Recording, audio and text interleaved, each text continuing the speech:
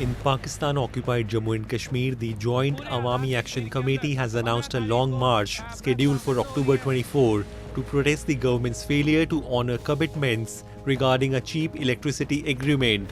According to the committee, the upcoming march aims to shed light on the economic hardships faced by the trading community due to rising energy costs.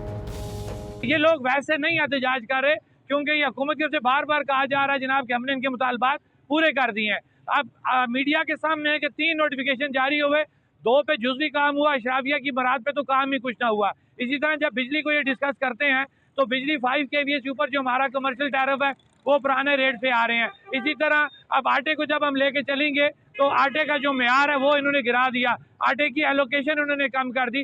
اسی طرح جو باقی charter of demand انہوں نے تسلیم کیا تھا 5 فروری کو ہمارے ساتھ, جو ایک سروسز کا نوٹیفیکیشن جاری ہوا تھا, ان میں سے کسی پہ بھی عمل درآمد نہیں ہوا. The Jammu and Kashmir Joint Awami Action Committee underscored the legitimacy of the protests, emphasizing that the demonstrators are driven by authentic grievances. مجھے لگتا ہے کہ وزیراعظم صاحب کو اور ان کی پوری کابینہ کو جو ہے نا وہ سیاست فوبیا ہو گیا, بلکہ ایکشن کمیٹی فوبیا ہو گیا. یہ اپنے ذہنوں میں سے اس ایکشن کمیٹی کو نکالیں, اس سیاست کو نکالیں. جس سیاست کے اندر وہ گھسے ہوئے ہیں وہ سمجھتے ہیں کہ ایکشن کمیٹی ان کے ساتھ وہ سیاست کر رہی ہے.